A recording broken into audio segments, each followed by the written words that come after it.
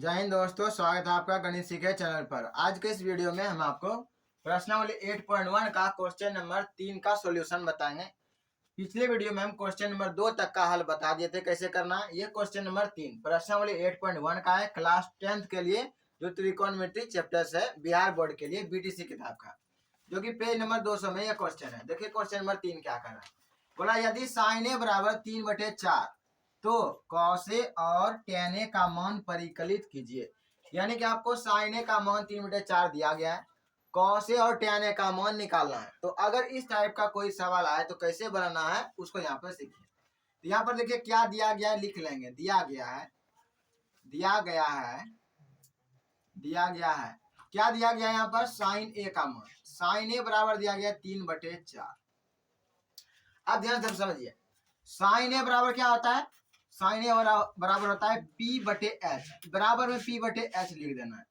यानी कि यहाँ देखिए साइन ए का मान दिया गया है 3/4, P का मान 3 समझ सकते हैं, H का मान 4। लेकिन आप पूरा P का मान 3 ही नहीं समझ सकते हैं, क्योंकि 3 यहाँ देखिए क्या है, यहाँ पर अनुपात के रूप में हो सकता है। यहाँ पर इसका मान हो सकता है यहाँ पर 6/8 रहा होगा। घटाएंगे इसको, देखिए 4 दूनी 8, 3 दूनी 6 आ जाएगा।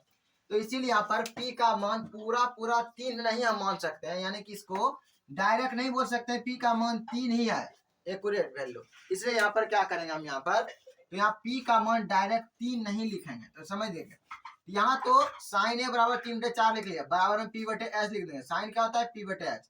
लेकिन हमको कॉस और tan का मान निकालने के लिए इसमें b का मान भी पता होना चाहिए। नहीं p का मान समझिए दिया गया h का मान, लेकिन अभी b का मान पता नहीं है। तो पहले हम b बराबर सूत्र लगाएंगे। इससे पहले यहाँ पर क्या लिख लेते हैं, लिखेंगे माना p बराबर, p का मान 3 है यहाँ पर, लेकिन 3 के साथ कोई एक चर राशि के रूप में लगा देंगे। इसको मान लिया p का मान 3k के बराबर है, ठीक।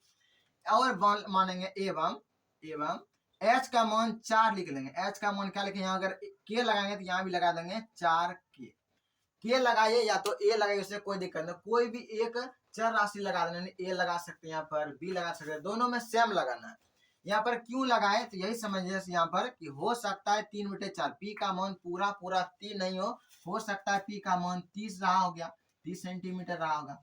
इसी तरह से h का मान हो सकता है 40 सेंटीमीटर रहा होगा। तो कटा करके आ जाएगा 3/4। यहाँ पर अनुपात है, और जब भी अनुपात हटाते हैं तो कोई उसमें चर राशि लगाना पड़ता है। इसलिए p का मान डायरेक्ट आप 3 नहीं लिखिए। हो सकता है एग्जाम में अगर आप बनाए डायरेक्ट 3 लिख करके नंबर आपसे काट लिया जाए, आपका कुछ कम कर दिया जाए। इसलिए आप यहाँ पर कोई एक चर राशि लगा दीजिए। तो p का मान 3k समझिए, और h का मान 4, यहाँ पर k लगा दिए, यहाँ पर a लगा सकते हैं, b कोई दिक्कत नहीं। अब यहाँ पर क्या निकालेंगे, p का मान पता है हमको, h का मान पता है, लिखेंगे b बराबर। तो b बराबर सूत्र आपको याद होगा, b बराबर यानी कि इसका आधार बराबर सूत्र क्या होगा। तो b बराबर सूत्र क्या होता है, h² minus p square, h² minus p square होता है।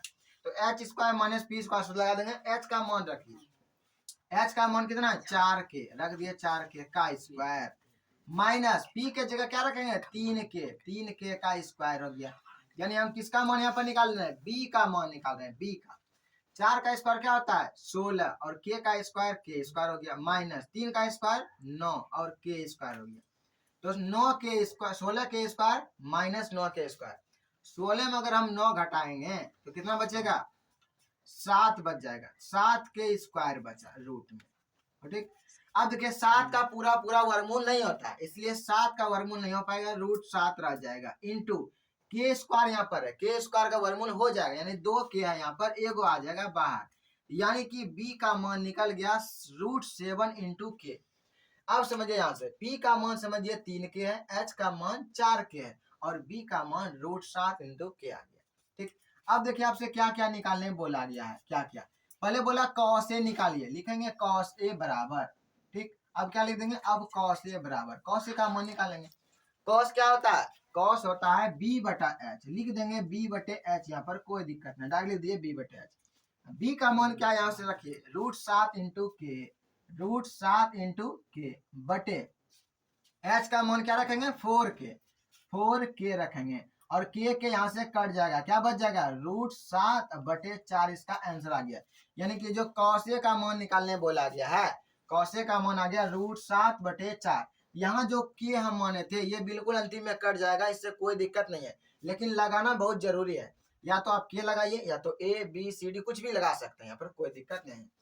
यहाँ लिख रही अब निकालने का हमको tan a का मान लिखेंगे। अब क्या tan a बराबर tan क्या होता है सूत्र, tan होता है p बटे b, ये आपको याद रखना पड़ेगा, p बटे b। अब रखिए p का मान कितना, यहाँ रखिए p का मान 3k, p का मान कितना है 3 और यहाँ k मान लिए, p 3 के यहाँ पर रख दीजिए 3k बटे b का मान कितना है, b का मान निकाले √7 इंटू k, √7 इंटू k बराबर, यहाँ से भी के कैंसिल हो जाएगा, क्या बच जाएगा 3 बटे √7 बच जाएगा। इस तरह से cos a का मान आ गया √7 बटे 4 आ गया और tan a का मान आ गया 3 बटे √7। यह आपका दोनों हो गया आंसर हो गया, जो आपसे निकालने बोला गया था वह यहाँ पर निकल गया। तो क्वेश्चन नंबर 3 को इस तरह से बनाना है। अगले वीडियो में हम क्वेश्चन नंबर 4 का सॉल्यूशन बताएंगे। अगर अच्छा लगे तो लाइक कीजिए।